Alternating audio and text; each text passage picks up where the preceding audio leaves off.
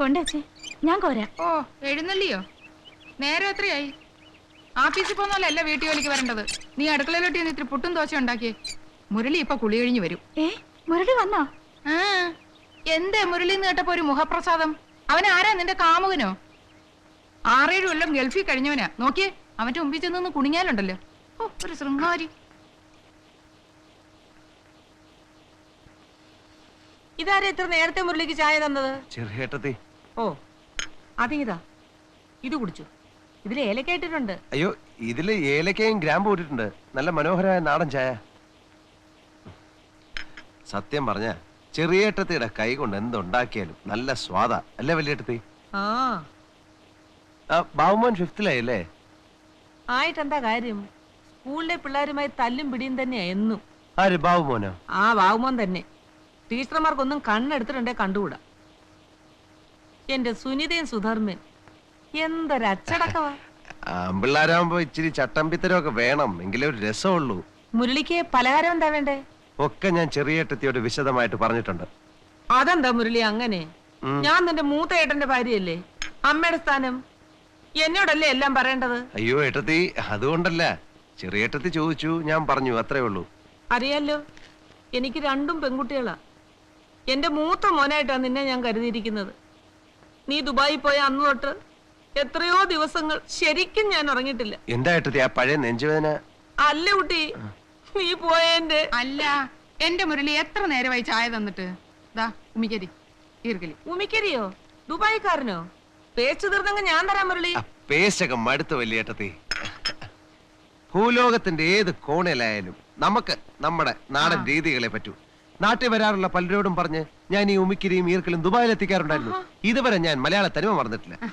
ഇനി അമ്പലക്കുളത്തില് വിസ്തരിച്ച് ചെന്ന് കുളിക്കണം. ചെറിയ തോർത്തിങ് എടുത്ത് അമ്പലക്കുളത്തിലെ വെള്ളത്തിന് ഭയങ്കര തണുപ്പാ. ഒരുപാട് നേരം വെള്ളത്തിൽ ഇറങ്ങി കിടക്കരുത്. നോക്ക്, എണ്ണ കുരുമുളക് ഇട്ട് മുറുക്കി വെച്ചിട്ടുണ്ട്. ഇത്തിരി നിറയെ വെക്കട്ടെ. വരൂ.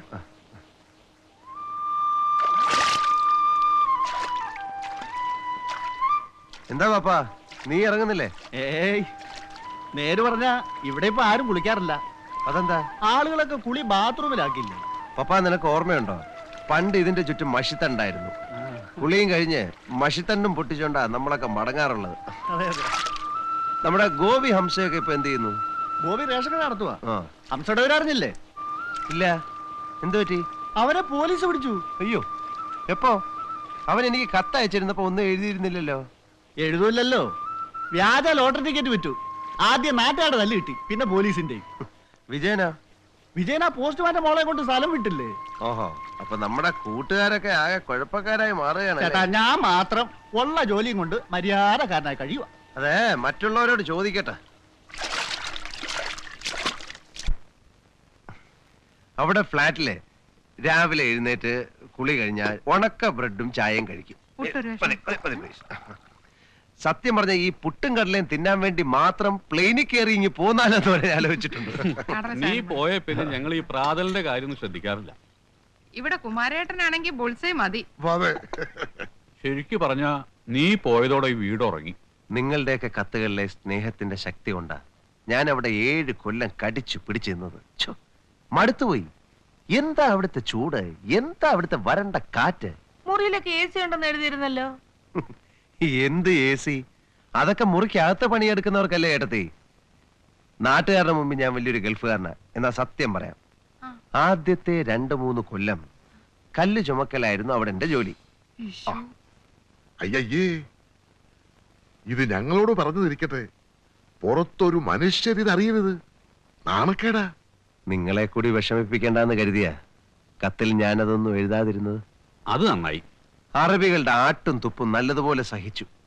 വല്ലതും മിണ്ടാൻ പറ്റുമോ? മിണ്ടിയാൻ അടുത്ത പ്ലെയിനെ കയറ്റി ഇങ്ങ് തിരിച്ചയക്കും. ഇത്രയധികം കഷ്ടമായിരുന്നെങ്കിൽ എന്റെ കുഞ്ഞിനിങ്ങ് പോന്നുകൂടായിരുന്നു. അതെങ്ങനെ പോരും വല്യേട്ടത്തി? നമ്മുടെ ഈ വീട് പണയത്തിൽ. ചേട്ടന്മാർക്കാണെങ്കിൽ കാര്യമായിട്ട് പണിയൊന്നുമില്ല. ഇപ്പൊ നമ്മുടെ കുടുംബം ഒന്ന് കരപറ്റിയില്ലേ? വലിയൊരു ത്യാഗം തന്നെയാ നീ ചെയ്ത എന്റെ മുരളി.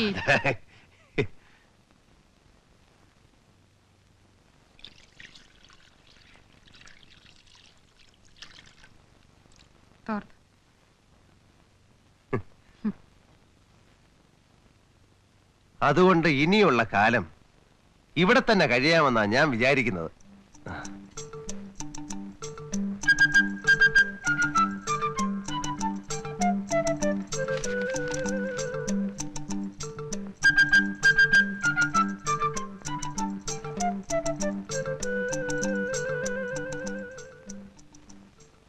നീ കാര്യമായിട്ടാണോ ഈ പറഞ്ഞത്? എന്താ? നീ കാര്യമായിട്ട് തന്നെയാണോ ഈ പറയണേന്ന്? അതെ വല്യേട്ടാ, എനിക്ക് അവിടെ മടുത്തു. കാലത്ത് എഴുന്നേറ്റാൽ എന്നും ഒരേ കാഴ്ച. നോക്കത്താ ദൂരം നീണ്ടു കിടക്കുന്ന എണ്ണപ്പാടങ്ങൾ, കാതടപ്പിക്കുന്ന യന്ത്രങ്ങളുടെ ശബ്ദം, തെങ്ങും തോപ്പില്ല, വാഴയില്ല, മരിച്ചീനിയില്ല, നെൽപ്പാടമില്ല, കണ്ണിന് കുളിർമയുള്ള യാതൊന്നും അവിടെ ഇല്ല. പനയില്ലേ? ഈന്തപ്പന. അതുകൊണ്ട് എന്താ കാര്യം ചേട്ടാ? ഇവിടെ ഉള്ളതൊന്നും അവിടെ ഇല്ലെന്നാ ഞാൻ ഉദ്ദേശിച്ചത്. അവിടെയുള്ളതൊന്നും ഇവിടെ ഇല്ലല്ലോ. ഇഷ്ടം പോലെ പെട്രോളും ഡീസലും, ഇഷ്ടം പോലെ ഒട്ടകങ്ങൾ. ഞാൻ പറഞ്ഞത് ചേട്ടന് മനസ്സിലായിട്ടില്ല. അന്നാട്ടില് വിഷു ഉണ്ടോ? വിഷുവിന് പടക്കം പൊട്ടിക്കലുണ്ടോ? അന്നാട്ടിൽ ഓണം ഉണ്ടോ? ഓണത്തിന് പൂ പറിക്കലുണ്ടോ? ഓ, അതാണോ കാര്യം? അങ്ങനെയാണ് നീ പോകുമ്പോ കുറച്ച് പൂവും പഴക്കവും ഒക്കെ പാക്ക് ചെയ്തെടുത്തോ. അത് ശരിയാ, കാര്യമൊക്കെ ശരി തന്നെ. എന്നാലും അനുജൻ ഗൾഫിലാണെന്ന് ആളുകളോട് പറയാൻ ഒരു ഗമയുണ്ടായിരുന്നു.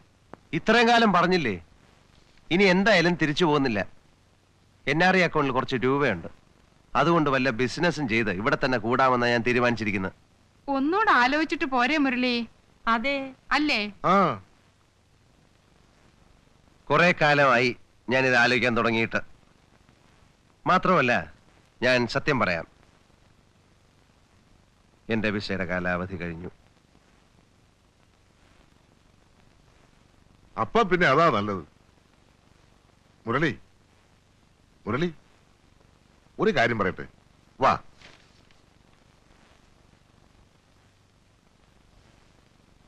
ഹലോ, പരിചയപ്പെടുത്തണ്ടല്ലോ, എന്റെ ഏറ്റവും പ്രിയപ്പെട്ട അനുജൻ മുരളീധരൻ.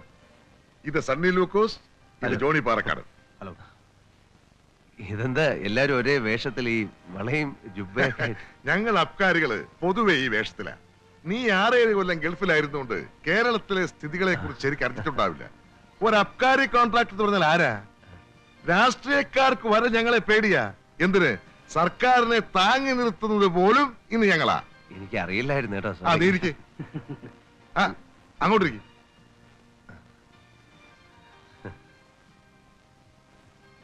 വീട്ടിലാകുമ്പോ എല്ലാം തുറന്ന് സംസാരിക്കാൻ പറ്റില്ല. നിനക്ക് ഒരു കല്യാണമൊക്കെ കഴിക്കണ്ടേ? നല്ലൊരു അബ്കാരി കുടുംബത്തിൽ നിന്ന് നീ ഒരു പെണ്ണ് കെട്ടണം. ആ, പിന്നെ അടുത്ത ആഴ്ച അബ്കാരി ലേലമാണ്. പുതിയ ചില റേഞ്ചുകൾ നമുക്ക് പിടിക്കണം. അന്തസ്സുള്ള എന്തെങ്കിലും ബിസിനസ്സിലെ എന്റെ അനയം ചെന്ന് ചാടാവൂ എന്നെനിക്ക് നിർബന്ധമുള്ളതുകൊണ്ട് ഞാൻ പറയുക. നിന്റെ NRI അക്കൗണ്ടിലുള്ള പണം കൊണ്ട് ചെയ്യാവുന്ന ഏറ്റവും ലാഭമുള്ളതും അന്തസ്സുള്ളതുമായ ഏക ബിസിനസ് അബ്കാരി ബിസിനസ്സാണ്. എനിക്ക് അതിനെപ്പറ്റി വലിയ ഒന്നും അറിയില്ലല്ലേ, അതിനല്ലേ ഞങ്ങളൊക്കെ ഇവിടെ ഉള്ളത്. നീ ഒന്നും അറിയണ്ട, കണക്ക് നോക്കുക, ലാഭമാക്കി പോക്കറ്റ് ഇടുക. അത് ചെയ്യാൻ ബുദ്ധിമുട്ടൊന്നുമില്ലല്ലോ. അതിന് ബുദ്ധിമുട്ടൊന്നുമില്ല. എന്നാലും മറ്റൊന്നും ആലോചിക്കാനില്ല. പക്ഷേ ഒരു കാര്യം, സംഗതികൾ പുരോഗമിക്കുന്നവരെ ഈ വിവരം പുറത്ത് ആരോടും പറയണ്ട. മുരളി, മുരളി, ആര്? ഹംസയാ? ഞാൻ മുരളിനെ അന്വേഷിച്ച് പുറത്തു പോയി അറിഞ്ഞു. ഞാൻ ഈ സൈക്കിൾ എടുത്ത് കറങ്ങാത്ത ലോകല്ല. ക്ലബ്ബിൽ പോയി, വായനശാലയിൽ പോയി. ഇന്നലെ രാത്രി വന്നില്ലേ? ആ, ലേറ്റ് ആയി പോയി. നമ്മളമ്മ എത്ര ആളായിട്ടോ കണ്ടിട്ട്. താനങ്ങ് വയസ്സായല്ലോ. ആരാമത്തെ അല്ലസ്റ്റ. പിന്നെ പോലീസ് പിടിച്ച കാര്യമൊക്കെ പപ്പം പറഞ്ഞു കേട്ടോ. വന്ന് ഇറങ്ങുന്നതിന് മുമ്പ് കാച്ചോ കള്ള സുവർ. വ്യാജ ടിക്കറ്റ് ഏതോ കള്ളന്മാർ അടിച്ചിറക്കി. അത് നമ്മളെ കയ്യിൽ വന്ന് വിട്ട്. ഞാനാണ് കുറ്റക്കാരൻ. ബസ്സിലെ ക്ലീനർ പണി ഒഴിവാക്കി ജാസ്തി പൈസ ഇട്ടാൻ ഇറങ്ങിയതാ. എന്നിട്ടിപ്പോ? ഇപ്പൊ ഞാൻ ഫ്രീയാ, യാതൊരു പണിയുമില്ല. പായ അന്നെ അന്വേഷിച്ച് കൊച്ചിയിലും കോയമ്പത്തൂരും ഇനി പോകാൻ ഒരു സ്ഥലം ബാക്കിയില്ല. അവിടെ നിക്കണം, നിന്നെ ഞാൻ അന്വേഷിക്കാം. നമുക്ക് പിന്നെ കാണാം. ഞാൻ വീട്ടിൽ വന്ന് കാണാം.